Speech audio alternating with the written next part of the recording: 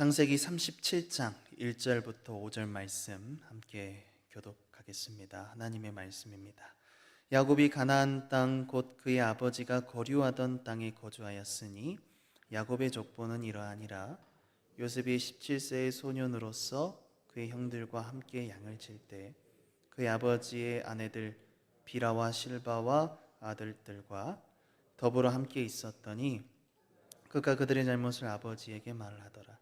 요셉은 노년에 얻은 아들이므로 이스라엘이 여러 아들들보다 그를 더 사랑하므로 그를 위하여 채색 옷을 지었더니 그의 형들이 아버지가 형들보다 그를 더 사랑함을 보고 그를 미워하여 그에게 편안하게 말할 수 없었더라. 함께 읽습니다. 요셉이 꿈을 꾸고 자기 형들에게 말하매 그들이 그를 더욱 미워하였더라. 하나님께는 꿈이 있으셨습니다. 영원하신 삼위 하나님의 교제를 사람이 알길 바라셨습니다. 복되신 하나님은 완전하신 분이라 무엇도 부족하지 않으시고 충만하신 분이라 무엇도 필요로 하지 않으십니다. 다만 사람에게 삼위 하나님의 교제는 사람이 평생에 걸쳐서 배워가야 할 최종적인 목적이었고 피조물이 가장 피조물다울 수 있는 가치였습니다. 하나님의 형상으로 지음받았던 본래 인간은 삼위 하나님과 같이 친밀한 사귐을 누리면서 자라갈 수 있었습니다. 눈빛만으로도 서로를 잘 이해하며 서로의 생각을 충돌 없이 공유하고 서로의 존재를 존중하고 대우하는 친밀한 사귐입니다. 아담의 범죄와 타락은 그것을 불가능하게 만들어 버렸고 아담의 후손인 모든 인류는 본래 하나님이 지으신 목적의 반대인 죄와 저주와 사망과 지옥 형벌 가운데 놓이게 되었습니다. 그럼에도 불구하고 하나님은 자신의 꿈을 포기하지 않으셨습니다. 그분의 독생자, 하나님의 가장 귀한 외아들을 희생시키시면서까지 그 꿈을 포기할 수 없었던 건 구원받은 그분의 백성들이 하나님의 선하심과 거룩하심을 아는 것. 예수님처럼 성령 안에서 인격적인 사랑의 교제를 오늘 우리가 알고 그분께 감사와 찬송과 영광을 돌리게 하시기 위해서였습니다. 때문에 세상엔 하나님의 꿈을 가진 사람이 있고 자신만의 꿈을 가진 사람이 있습니다. 오늘 우리는 요셉 이야기를 통해서 하나님의 꿈을 가진 사람은 과연 어떤 인생을 살게 되는지 살펴보도록 하겠습니다. 우리가 성경을 볼 때 등장하는 인물들을 자세히 들여다보는 이유는 그 인물을 통해서 일하고 계시는 하나님의 일하심을 볼 수 있기 때문입니다. 하나님은 자신의 약속과 계획을 사람을 통해 이루십니다. 그런데 오늘 본문 1절을 보게 되면 요셉이 등장하는 장면에 먼저 야곱이 주인공으로 소개되고 있습니다. 1절을 같이 읽습니다. 야곱이 가나안 땅 곧 그의 아버지가 거류하던 땅에 거주하였으니. 그 이유는 이 이야기가 어떤 특정 한 사람의 인생을 보여주는 데 목적이 있지 않다는 겁니다. 하나님의 약속이 진행되고 있다는 걸 보여주는 거죠. 가나안은 하나님이 약속하신 땅이죠. 야곱의 아버지인 이삭은 예전에 거류하던 나그네로 가나안 땅에 살았었지만 야곱은 지금 그 땅의 원주민으로서 정착하게 된 겁니다. 근데 그 땅에 살기엔 야곱이 얼마나 자기 마음 내키는 대로 살아왔는지요. 이것은 사람들의 죄악과 실패에도 불구하고 하나님께서 자신의 언약에 대한 신실하심으로써 그 약속을 이루신 것입니다. 이제 2절에 야곱의 아들로 요셉이 등장하는데요. 우리 2절 함께 읽습니다. 야곱의 족보는 이러하니라. 요셉이 17세의 소년으로서 그의 형들과 함께 양을 칠 때에 그의 아버지의 아내들 비라와 실바 아들들과 더불어 함께 있었더니 그가 그들의 잘못을 아버지에게 말하더라. 요셉이 형들과 함께 양을 치고 있었습니다. 비라에게서 난 단과 납달리, 그리고 실바에게서 난 갓과 아셀입니다. 요종에게서 태어났다는 이유 때문이었을까요? 어떤 열등감? 아니면 본처들의 자녀와 같이 인정받지 못했다는 걸 가리기 위한 자신들만의 표출 방법으로 이런 포악한 행동을 한 것일까요? 어쨌든 그들은 사악한 일을 행했습니다. 정확하게 무슨 일인지 성경은 말하고 있지 않지만 원뜻은 악한 행동, 죄악을 의미합니다. 요셉은 형제들의 사악한 일을 아버지에게 말했습니다. 그것 때문에 요셉에게 두 가지 일이 일어나고 또 우리가 그 사실을 볼 수 있는데, 첫째는 이것 때문에 요셉은 형제들로부터 미움을 받게 됩니다. 형제들은 반복해서 사악한 행동을 했습니다. 요셉 또한 형제들이 그런 사악한 죄를 지을 때마다 반복해서 아버지에게 그 잘못들을 고했습니다. 팩트만을 단순히 전한 게 아니고 의도를 가지고 감정을 실어서 아버지에게 고했죠. 그래서 형제들은 요셉을 더 미워하게 되었습니다. 또한 이 사실은 두 번째로 죄악을 용납하지 못하는 요셉의 성품을 보여주는 것도 있습니다. 악한 일을 고자질하는 것이 어리석해 보일 수 있지만 그 악에 휩쓸리지 않기 위한 요셉의 모습이기도 합니다.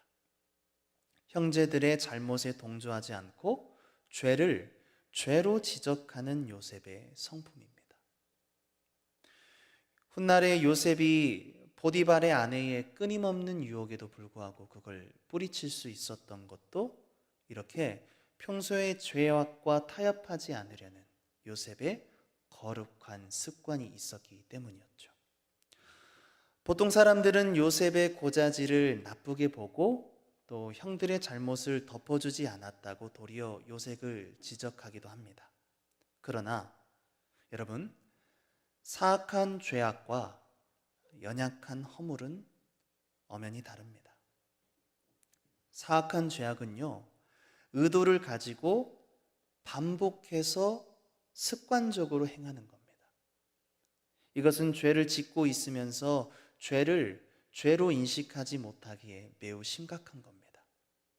로마서 말씀대로 하면 그 입술에 독사의 독이 가득한 사람입니다. 반대로 연약한 허물은 의도하지 않은 데서 비롯되는 거죠. 반응을 보면 구분할 수 있어요.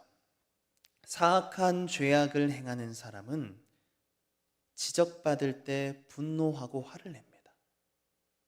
그러나 연약한 허물은 지적받았을 때 자신의 허물과 연약함을 잘 알기 때문에 애통하고 슬퍼합니다. 자신이 의롭지 못하다는 걸 잘 알고 있어서 지적을 받으면 하나님과 사람에 대해서 겸손하고 자신의 허물에 대한 자비를 구하는 마음이 있습니다. 그래서 사도 바울은 오늘날 우리 교회에도 이렇게 다양한 사람들이 함께 모여 신앙생활을 하고 있기 때문에 각 사람을 분별하고 그 사람에 맞게끔 대우하라고 가르치고 있죠. 데살로니가전서 5장 14절입니다. 함께 읽습니다. 또 형제들아 너희를 권면하노니 게으른 자들을 권계하며 마음이 약한 자들을 격려하고 힘이 없는 자. 그러므로 하나님의 사람은 의도적이고 반복되는 이웃의 죄에 대하여 반드시 지적하여 멈추게 해야 합니다. 그러나 지체의 연약함과 허물은 덮어주어야 합니다. 이 둘을 혼동해서는 안 됩니다. 야곱은 요셉에게 특별한 옷을 지어 입혔습니다. 그 이유가 뭘까요? 3절인데요. 함께 읽습니다. 요셉은 노년에 얻은 아들이므로 이스라엘이 여러 아들들보다 그를 더 사랑하므로 그를 위하여 채색옷을 지었더니. 채색옷은 다양한 색깔로 술을 놓아 만든 긴 옷인데 당시에 왕족, 고관, 귀족들이 입는 고급 의복입니다. 요셉이 채색옷을 입었다는 건 야곱의 편애적인 사랑을 보여줍니다. 야곱이 그토록 사랑하던 라헬의 자녀였기 때문이죠. 야곱과 요셉의 관계가 얼마나 애틋했는지 4절에서 볼 수 있는데요. 4절 함께 읽습니다. 그의 형들이 아버지가 형들보다 그를 더 사랑함을 보고 그를 미워하여 그에게 편안하게 말할 수 없었더라. 요셉을 향한 이 야곱의 편애적인 사랑, 이것은 사실 하나님의 사랑을 보여주는 것입니다. 보통 사람들은 하나님의 사랑을 공평하고 공정한 사랑, 차별이 없는 사랑이라고 믿습니다. 그런데 사실 하나님의 사랑은 공정하지 않습니다. 절대로 공평하지도 않습니다. 하나님의 사랑은 독점적이고 배타적이고 이해 불가한 질투심이 강한 사랑입니다. 하나님의 사랑은 지극히 차별됩니다. 죄가 없으신 예수님께서 이런 나를 위해 죽어주신 것만 생각해봐도 그렇지 않습니까? 우리가 사랑받을 만한 행동을 한 게 없잖아요. 문제는 하나님의 편애적인 사랑이 아니고 그 편애적인 사랑으로 인해서 생겨나는 사건들이죠. 더군다나 하나님의 구원은 바로 이런 특별한 사랑을 기점으로 하는 무대 배경에서 하나님의 구원 역사가 진행되고 있습니다. 그것이 바로 채색옷에 담겨진 의미입니다. 토라 연구를 한 학자들의 보편적인 해석에 의하면 채색옷은 하나님의 율법인 토라 교육에 열심을 가진 사람, 토라의 가장 적극적인 인물에게 이 채색옷이 입혀진다고 합니다. 그리고 채색옷을 입은 사람에게는 집안의 상속권이 주어지는 거죠. 왜 형들이 요셉을 더 미워했는지 알게 되겠죠? 역대상 5장 2절인데요. 함께 읽어보겠습니다. 유다는 형제보다 뛰어나고 주권자가 유다에게서 났으나 장자의 명분은 요셉에게 있느니라. 다시 정황을 이해해 보면 요셉이 나이 17에 형제들 사이에서 막내라고 할지라도 누구보다도 하나님의 토라, 하나님의 율법에 대한 열심이 있었기 때문에 요셉의 눈에는 형들의 그 사악한 죄악들이 잘 보이고 또 지적할 수밖에 없었던 겁니다. 요셉은 어떤 사람일까요? 요셉은 꿈꾸는 자라는 이름의 뜻이죠. 여러분, 성경이 말씀하는 꿈은요, 히브리어로 할람인데 회복하다, 세우다라는 의미를 가지고 있습니다. 요셉, 꿈꾸는 자, 그 이름답게 요셉은 꿈을 꾸게 되었습니다. 하나님이 주신 꿈이었습니다. 요셉은 아직 자신의 꿈꿈의 의미를 잘 모르지만 자신의 꾼 꿈을 형들에게 사실대로 말합니다. 내 꾼 꿈을 들으시오. 본문 5절이죠. 함께 읽습니다. 요셉이 꿈을 꾸고 자기 형들에게 말하매 그들이 그를 더욱 미워하였더라. 안 그래도 미워 죽겠는데 꿈을 듣고 나니까 형들은 요셉을 더욱 미워하게 된 겁니다. 편애하는 사랑 때문에 미워할 수 있습니다. 그런데 꿈을 듣고 더욱 미워하는 건 왜일까요? 이것은 영적인 문제입니다.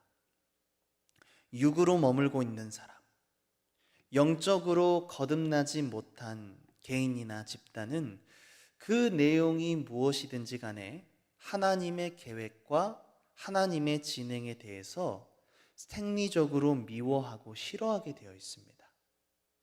내용이 중요한 게 아닙니다. 여러분, 육으로 머물고 있는 사람은 본능적으로 성령의 일들을 받지 못하는 겁니다. 지금 야곱의 아들들은 아직 하나님 나라의 구성원이 되지 않았기 때문에 하나님의 토라와 하나님의 꿈을 꾼 요셉을 핍박합니다. 그리고 요셉을 은 20에 팔아넘깁니다. 잘 보십시오. 요셉이 당하는 핍박은 신약에서 예수 그리스도의 고난의 모습을 미리 보여주고 있습니다. 예수님은 하나님의 뜻을 행하고 하나님의 말씀만을 전파하셨는데 그랬다는 이유로 세상으로부터 미움과 시기를 받았습니다. 우리 주님은 은 30에 팔리셨고 십자가에 달려 죄인들의 손에 죽으셨습니다. 세상은 본래 빛과 진리를 미워하기 때문입니다. 우리 주님의 말씀을 보겠습니다. 요한복음 15장 18절입니다. 함께 읽습니다. 세상이 너희를 미워하면 너희보다 먼저 나를 미워한 줄 알라.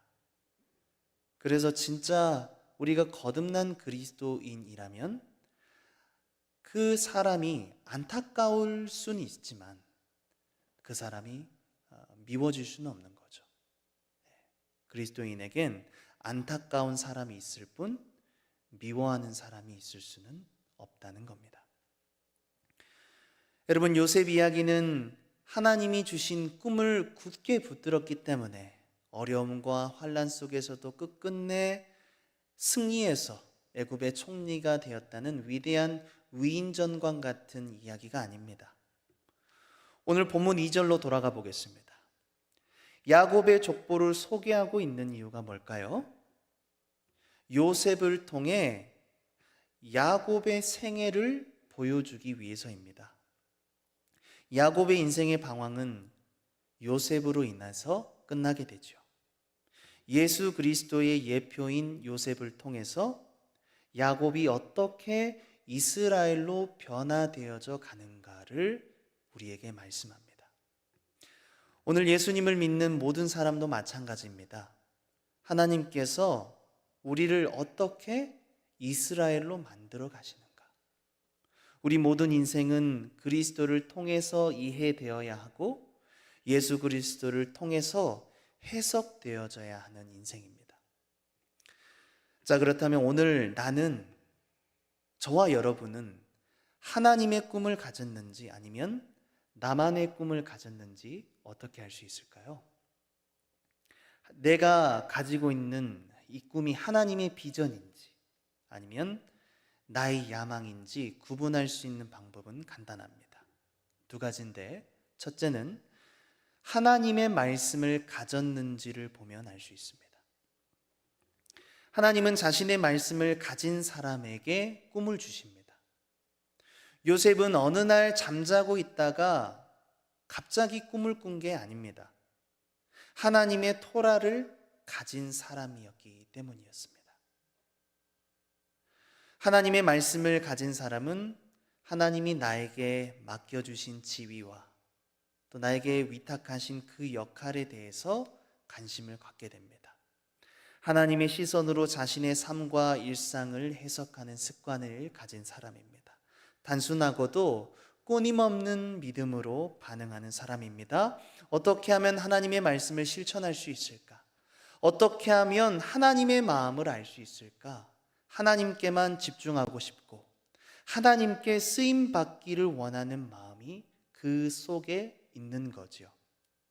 내가 어떤 사람으로 쓰임 받느냐가 중요한 게 아니고요.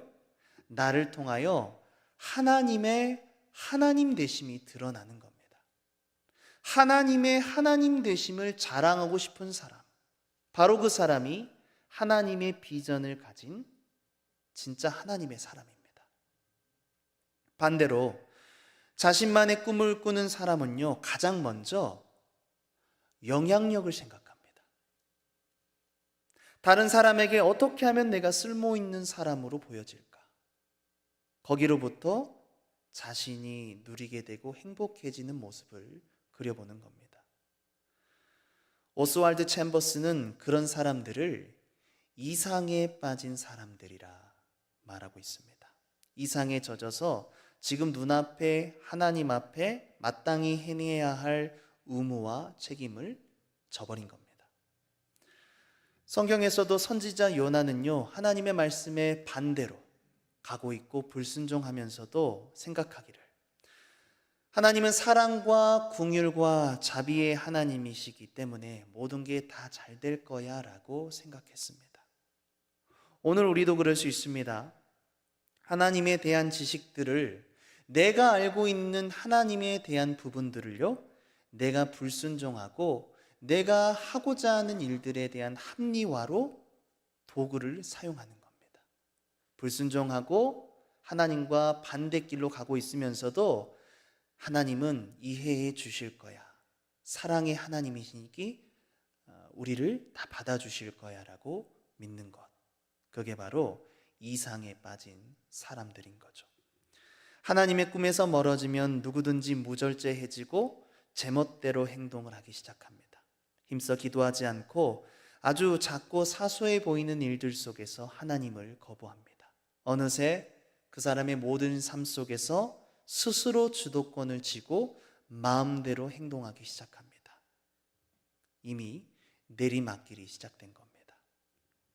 그러나 하나님의 꿈을 가진 사람은 순종하고자 하는 도덕적이고 영적인 동기가 그 안에 부여된다는 사실을 저와 여러분은 기억할 수 있기를 바랍니다. 둘째는 나의 기쁨이 어디에서 오는지를 확인해 보는 겁니다.